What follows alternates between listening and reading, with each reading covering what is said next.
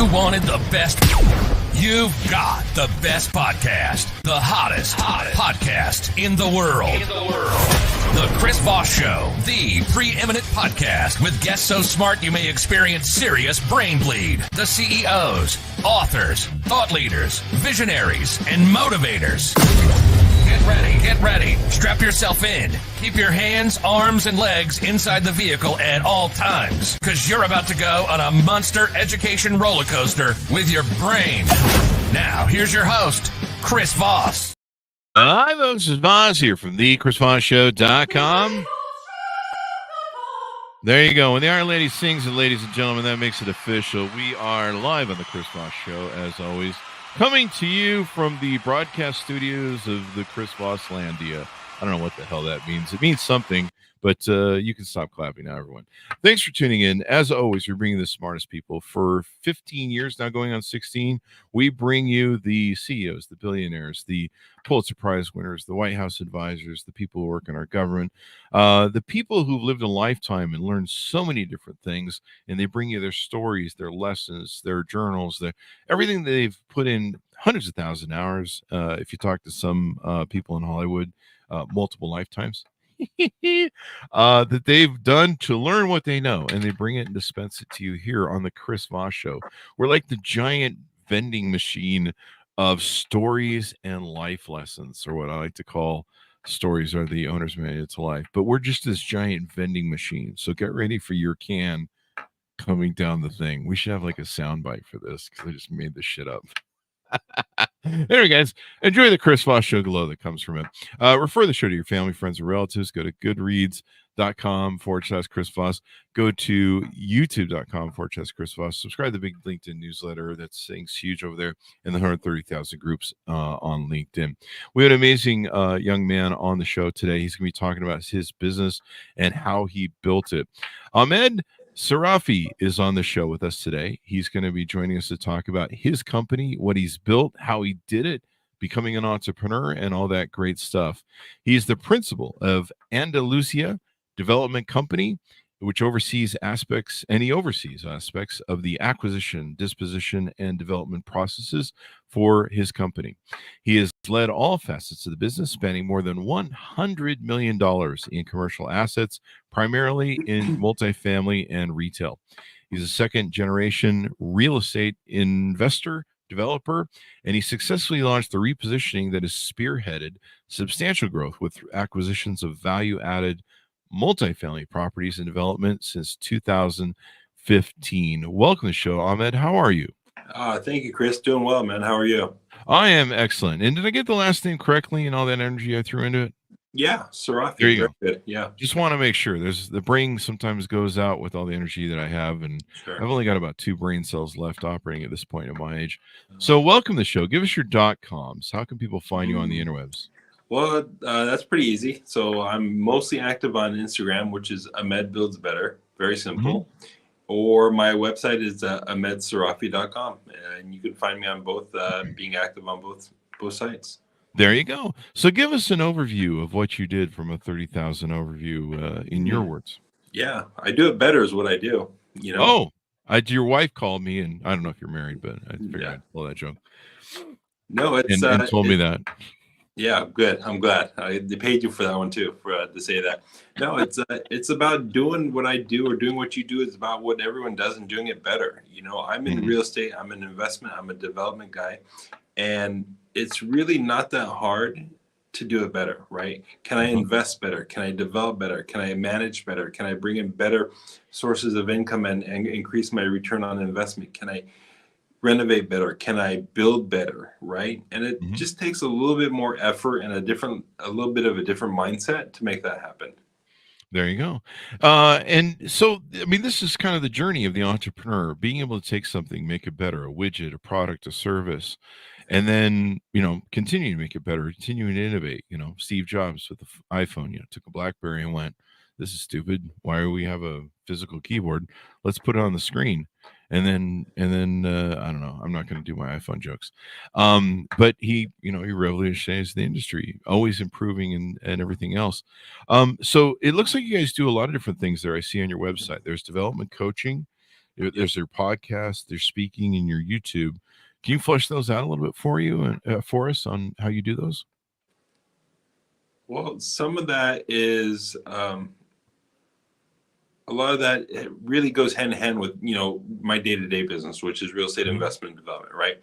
So as I'm investing in developing property here in Southern California and throughout the Southwest, I see and I have seen, since I've been doing this close to 25 years, I see and have seen people do it right, and I've seen people do it wrong, and I see more people do it wrong than do it right, and I see people who do it wrong lose everything because they're being led down the wrong path, they're being taught the wrong things, and they don't have the right mindset to go into development and do it the right way. So I really try and share that knowledge and share that success, and also show my failures at the same time on how I've done it better, how I've been successful, and how I take a different approach to this that everyone can take in their lives as well. Because I really hate seeing people screw up on something so big. Developing real estate is not a small endeavor. It's a big endeavor. And you don't necessarily have to screw up as long as you do it right. As long as you check off the boxes and you follow the process, you can do it right. But a lot of people don't understand the process. They don't understand which boxes to check off, and they don't understand the mindset needed to do things the right way. And I just really hate seeing people lose out and lose their money, lose their fortunes, lose their nest egg trying to do this when all it takes is a small shift to do it the right way. And I try and teach that. I try and help that. I try to educate that, and I try to speak about that. Yeah, we talked about that show recently, and it's one of those things where in business you can be trying everything and nothing works. And it's just turning the right knobs to a certain combination and finding that hit point. And all the lights go on, everything runs, and you're just like, holy crap, it was that one knob the whole time, just had to turn it. One of the things you talk about in your development coaching is what appears to me to be a balanced life. You talk about building the better mindset. Health and fitness is essential. Limiting belief elimination, high level execution, and it sounds like that's kind of a paradigm of trying to be balanced and not like work your butt off and not go to the gym and be healthy, and then kill yourself. Yeah. Well, in this business, you need to be in good shape. You need to have a clear mind. You need to have a healthy body because, this is not for the weak, right? This isn't something where you can pull out your laptop and just sit on your couch and create a business out of it. You have to be mobile. You have to be active. You got meetings, you got appointments, you got job sites, you got contractors, you got engineers. You have all sorts of things that go on throughout the day on this type of business. And if you're not physically in good shape, you're not going to be able to perform very well, right? And if you're not physically in good shape, then your mind isn't going to be clear to make those kinds of decisions that you need to make for the benefit of the project. Yeah.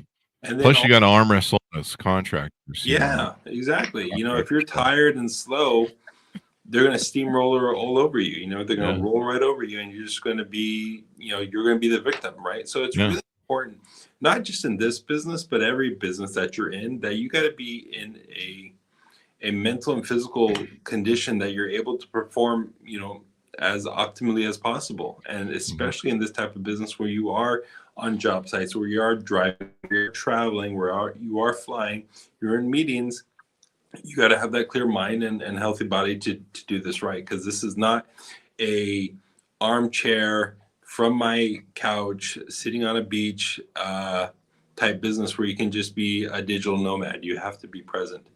Definitely.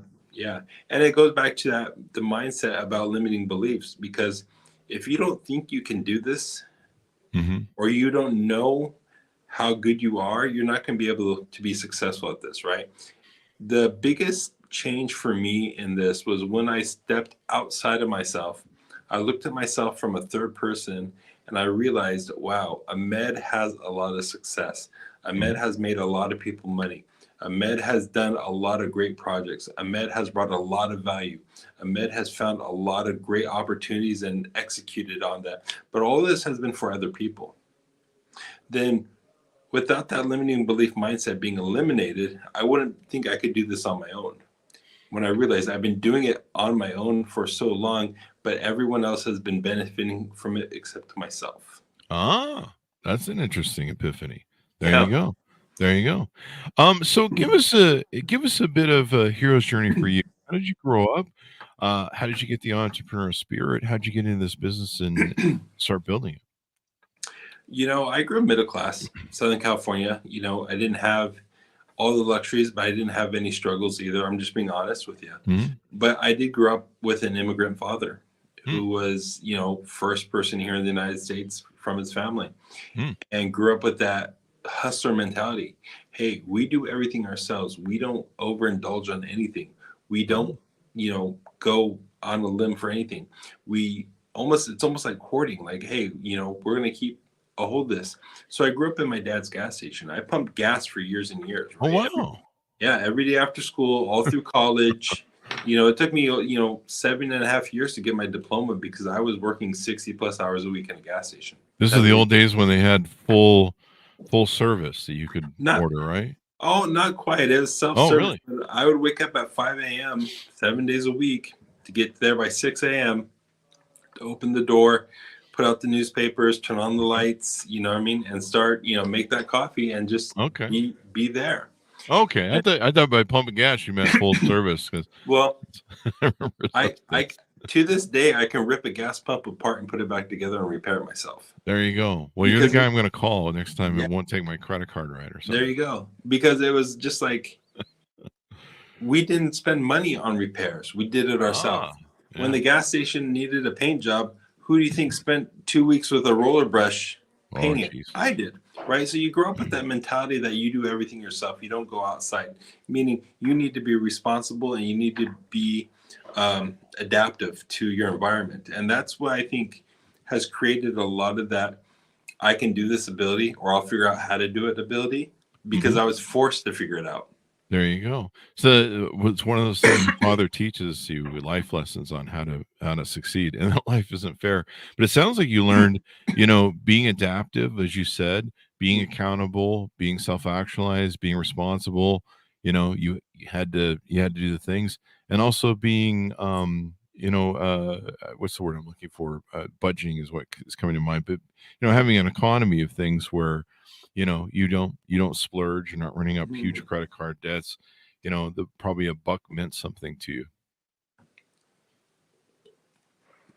It actually did because it created a mindset, meaning, hey, examine what you're spending the money on, right? Make sure you're not overspending or you're being taken advantage of, and make sure what you're spending money on, you're getting quality for it. Mhm. And I think that has adapted very well into real estate development because when I look at a project and I look at a contractor, an engineer, and the people who are putting this project together, I really take my time to really understand, like, am I getting what I pay for? Am I getting Mhm. good value for my money? Are these guys building a project and leaving a bunch of excess scrap around that could have been used for something? Are these guys ordering too much because they're too lazy to spend the time and to do it right the first time, right? Are Yeah. they do they got 6 guys on payroll when 4 would be enough, right? So it's Mhm. really about examining beyond what's in front of you, right? What's the best path forward? And is everybody on the team going along with that same mindset, saying, "Hey, I need to be efficient. I need to be um, progressive. I need to be, on time, on budget. And am I doing everything possible to do that? Because I don't have the luxury of hiring or paying for or bringing in other things on the job site because all I have is myself. So if I can get that mentality to my team, that means they're going to execute a whole lot better as well." There you go. So how did you start into this business, or how did you start your very first company? Was it in this business? It was similar to this business, yeah. After I graduated from college, I got a job as a commercial real estate broker, right? So I Mhm. was selling and leasing warehouses throughout Southern California. What made you get into that business, if you don't mind me asking? The plan was to continue in the family business with the gas stations, but that didn't Mhm. pan out. And I had a professor that, said, you'd be great for this type of business. I have a Oh. friend who runs this business, and turned out that I was pretty good at it. I wasn't the best execution guy, Yeah. but I was the guy that can find the deals. Like I have an There you go. eye for finding the opportunities. Hmm. I'm not the best execution guy, but when it comes to making the rain, I definitely know how to find those opportunities. There you go. Yeah. And is there a skill set that you think you have that you maybe something that makes you kind of unique at finding those deals, Oh or was yeah. it something in development? It's one of your superpowers, right? Do you have a Yeah, superpower? We all have a superpower. One of my yeah. superpowers is being able to see beyond what's just in front of me. Like, Hmm. you may see a building, okay, there's an opportunity to lease it or to sell it, right? On behalf of an owner or a client or a customer, right? To me, it'd be like, okay, I see a building. Can I lease it? Yes. Can I sell it? Yes. Can I tear it down? Yes. Can I reposition it? Yes. Can I build a different type of building on this property? Yes. Can I adapt it and add to it and do something different with it? Yes. So I'm able to see the different angles of properties and opportunities differently because I look beyond what's just in front of me. Because most people are just focused on the sale, Hmm. the transaction, the commission. To me, it's like, okay, I want to make sure I know 2, 3, 4, and 5 different opportunities I have with this property, that I'm able to do something with it and make money with all of them, right? It sounds like you see out of the box, basically. I you know. I try my best to look beyond the box for Hmm. sure. Yeah, Yeah. I make it a habit for sure. There's like a vision thing there of being able to see outside the box and see the different aspects. Like, I can talk to people and they're just like, I don't see what you see, Chris, and they just don't have that vision. And I think vision is a real big important part of being an entrepreneur. I think that it applies to every entrepreneurial journey. Like, if Hmm. you go into the office or go into your job or go into your career every day with the blinders on, Hmm. you're only going to see what's in front of you. Yeah. You're not going to see all this stuff on the left and all this stuff on the right. That's going to be an opportunity for you to take advantage of if you only go with the blinders. And unfortunately, society today just tells us, keep your head down, do your job, be quiet, and you'll be fine. Well, yeah, but not for me. It doesn't work for me. Yeah. It's and it doesn't work for me either. I got broken a long time ago, and once you get that entrepreneur bug, and it's a kind of a disease. Once you get it, you can't Yeah, get rid of it, basically. Plus, I don't work well with other people, so that's part of well, the issue too. that's true. But but the thing is, the more and more I go through life, the more and more opportunities I see when I see Mhm, so many inefficiencies mhm. everywhere. And that, you bring a good point. That's really something that a lot of entrepreneurs do. Yeah, I'm 50 million people can look at a paperclip. I love using this just from the simple aspect of it. Because I remember when I was like 18 and I was like looking at things, trying to understand the opportunity vision of being an entrepreneur.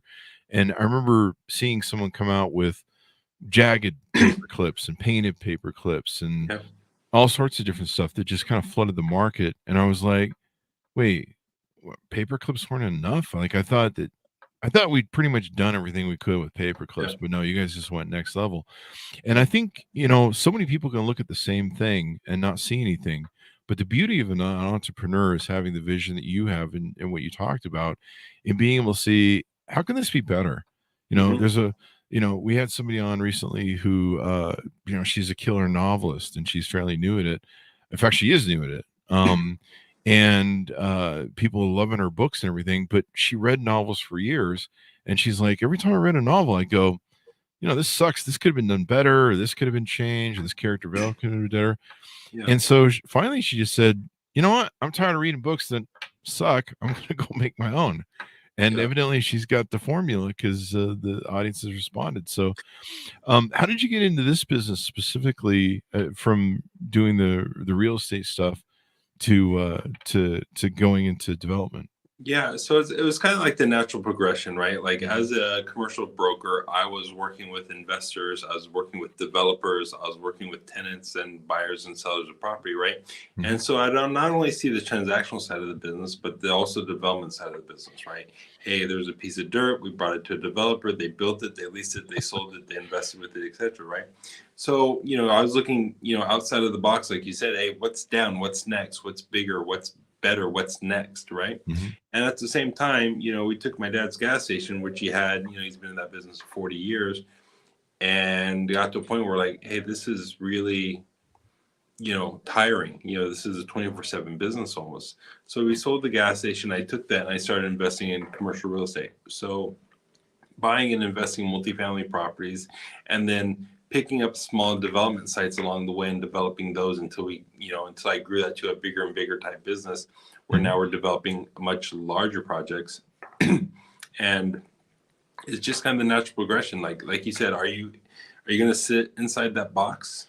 Mm-hmm. Or are you going to look outside the box and see what's next? What's the next bigger box? Yeah. And the bigger box after that, and after that? Or are you just going to be complacent? It's almost like the goldfish in the jar, right? In the bowl. You put a goldfish in a very small bowl, it won't grow. But if you put it in a very big bowl, you get one of those really big goldfishes. So I'm always looking for the next best thing, for the next, I want to keep growing. So that's why I keep looking outside of my bowl and what's the next one and what's the next one. There you go. And like you said earlier in the show, people are trained kind of in these, I always have this image of the Pink Floyd song "We Don't Need No Education." I think that's the title. But there's a marching thing where the kids are being put through a machine conveyor belt. They're just being pumped out. That's the image that always comes to my head. And yeah, I mean, it teaches people, hey, go get a job. Go do this, go do that. And people don't really sometimes think outside the box. I think most people are kind of rudimentary in that way. And so that's the beauty of being an entrepreneur, is either developing that skill. I don't think I always had it when I was young. Somewhere I developed it over years as a way of, actually I did that when I was young, come to think of it.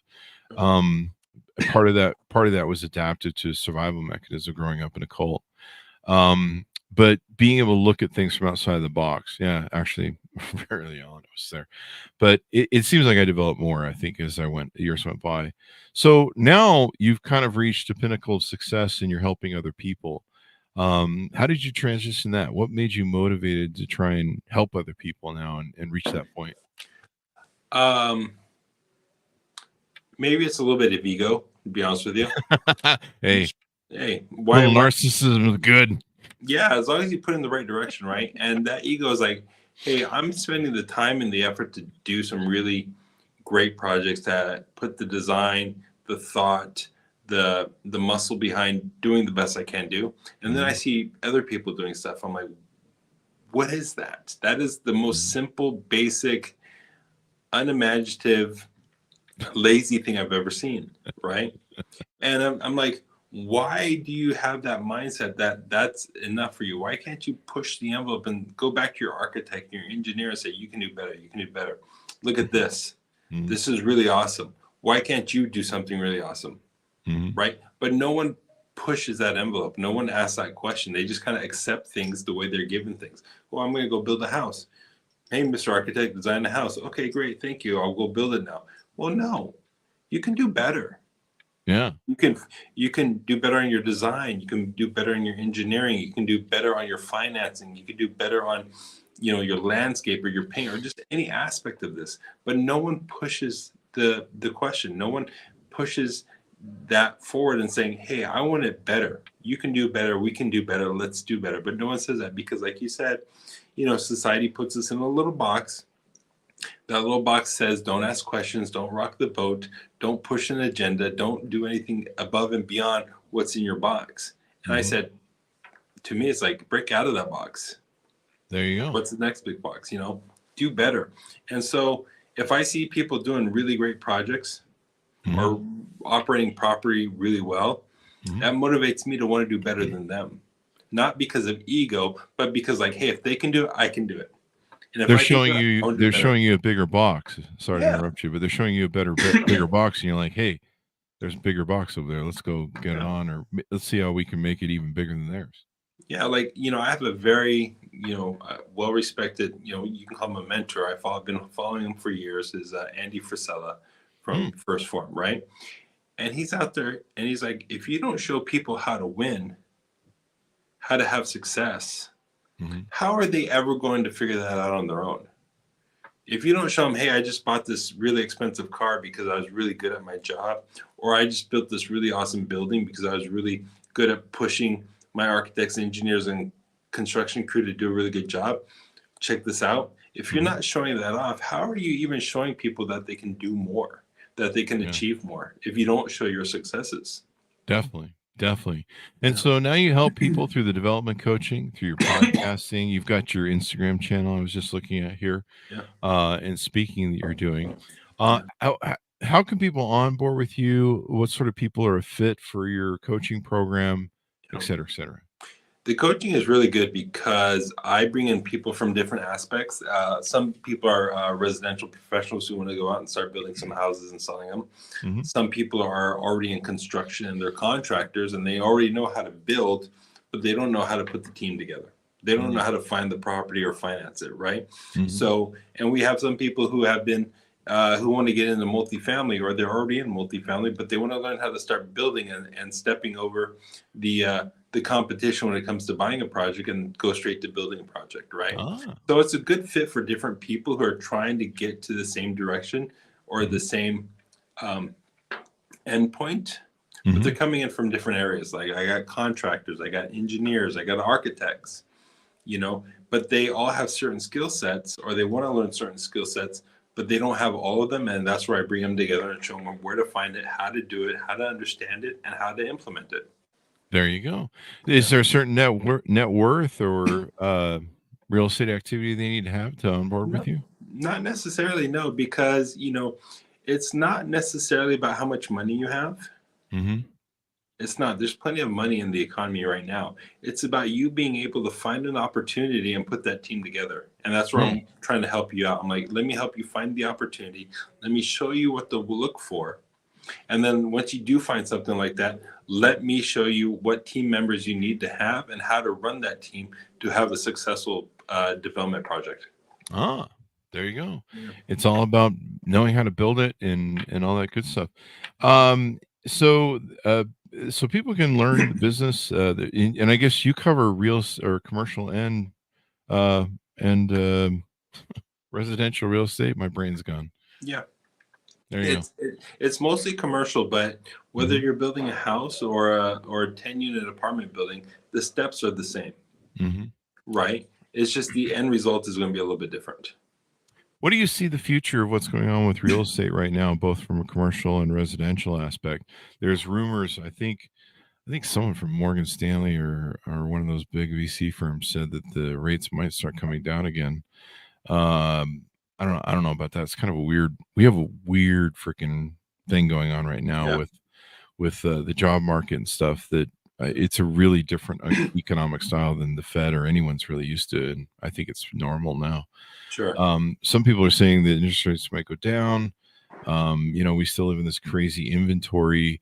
My mom just called me to tell me what her house next door is selling for. And it's an extraordinary figure. And I'm just like, I remember refinancing her house for, I think, a fifth or a sixth of that.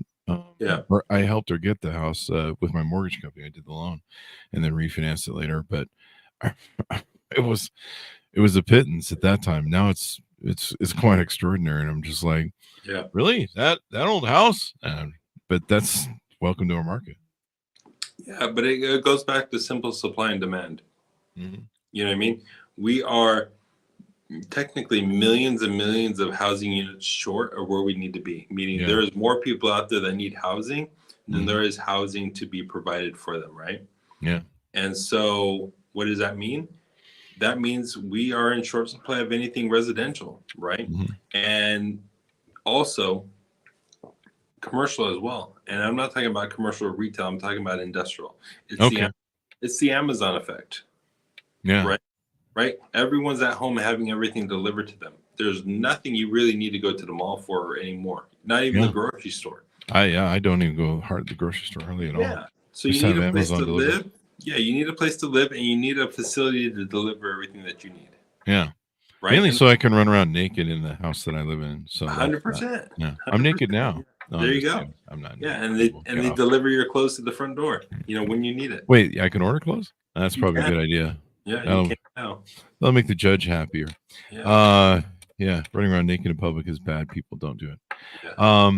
So this is really interesting, the insights that you have. Real estate always goes up. I don't I don't see our inventory problem getting fixed anytime soon. Oh, it takes And a and, long and a time. lot of the stuff I see being built is multifamily. It's not Yeah. as single family residence. Yeah, we're And running out of room. yeah, and I think I've been talking for the last little while that maybe what the housing authority needs to do is whoever the hell's in charge these days. I lost track after 2008 when Yeah. everything got wiped out. But whoever's in charge of that, they almost need to offer a stipend to or some sort of credit or bonus to builders to build single family residence. I think. Yeah, but that Uh, goes back to our interest rate problem right now, right? yeah. Affordability is, I'm in California, and I just read recently the single family home affordability was only at 16% of the population could afford a single family home. So what Yeah. does that mean? It means 84% of the population has to rent. Yeah. And what do? You provide rental housing. Yeah. So until that economy or that balance or that cost of living adjusts where more people can afford to buy single family, you're going to see more and more multifamily because it's the only Yeah. thing people can afford right now. And sadly, I think it just create it. If you were to, I mean, ideally, you'd fix the whole situation if you could flood the market with inventory. Yep. But then you make everybody angry because their price values will go down. But also it would fix affordability and getting prices to at least come back down to a sane level. But Yep. I don't know. I mean, I see people that are going to Starbucks every morning for coffee and spending $20 and then all sorts of stupid shit and then complaining why they can't pay their bills. And you're just Yep. like, have you seen what you're doing? Because I see it online. Like maybe just make your own coffee today. Well, that's also society telling you what to do, not Yeah. how to do your thing. Go to Starbucks and get your coffee. Order your stuff off of Amazon. Yeah. Go live in an apartment complex and have a co-working space for your business, et cetera, et cetera, Yeah. et cetera, which Yeah. is fine for many people, but is it fine for everyone? You know what I Yeah. mean? Maybe And I not. see these. I think one of the other complaints I have is I see people that they're ordering off of DoorDash 3 to 4 Mhm. times a day. And like one guy posted, he's like, my girlfriend ordered 2 burritos from whatever the place is that gives you poison burritos. They killed a few people or something or gave them food poisoning. And it was like $75. Yeah. And I'm Yeah. like, $75 for 2 burritos. Get in your car, Mhm. drive the mile to get your. I'm like, holy crap! I still can't get over. Like, But I don't even use DoorDash. I'm that Yeah. cheap, and I have money. But that's the Amazon effect. It's making people complacent to sit back on their couch and order everything versus get That's off true. your ass, go to the gym, go to Yeah, the there you kitchen, go. go to the barbecue and do it Yeah. yourself, right? Yeah. Well, if Amazon charged delivery fees that were DoorDash, Yeah. it's pretty crazy. So, give us your final thoughts and pitch out as we go out on the show on how people can onboard with you, utilize you and your services, et cetera, et cetera. Yeah, I mean, the best way is to connect with me on Instagram. I'm on there all the time. That's my number one social media medium right now because it's just what I use. And you can connect with me there. Ahmed Feels Better. And if you're really interested in taking yourself and your business to another level by looking at things from a third party perspective and not looking at it the way you have been, then connect with me. Let me show you how to assemble a real estate team. Let me show you how to think differently about your real estate investments and your developments. Let me show you how to see things that you don't see because you're in the box. Let me get you out of that box and start looking at things differently. Because if you start building better projects and you start building cool stuff, then that's going to motivate me to want to build even more cool stuff, right? So now we are playing against each other and we're technically motivating each other to do better and better. We're not competing against each other, but we're motivating each other to do better and better. There you go. Do you have any real estate portfolios that you're asking investors to invest in and all? I've mostly been self-funded up until this point, but now I Okay. got a couple of very large projects that are moving through the planning phase right now in pre-development. Yeah. I got a couple hundred townhomes in North Dallas that I'm building right now, which I'll probably be looking for some investors on. Yeah. As Because I well know as some people do that. They pool with their if people find deals, so they pool with their stuff. We Sure. just had Durant Cardone's partner on to talk about his new book, and and that's some of what they do. So I wasn't sure. Yeah, I mean, and that allows you to scale and do more, right? Yeah. Because like I can go out and do a couple projects on my own, but if I want to do more and more and involve more people, and they can learn along the way, and then make a great return at the same time. Okay, let's do this. You know, do I need partners? No, but I like to have some great partners who want to do some cool things and build some great projects. Oh yeah, that'd be fun. There you go. There you go. Yeah. Well, Ahmed, it's been inspiring and motivating, and man, you just told us the journey of an entrepreneur and how to become one. So there you go. Hopefully, people can utilize that blueprint. Give us your .com as we go out. Once again, if you want to find me on Instagram, it's Ahmed, Ahmed, builds better, and my .com is ahmedseirafi.com. I'm pretty sure they'll be down in the show notes. There you go. Thank you very much for coming on the show.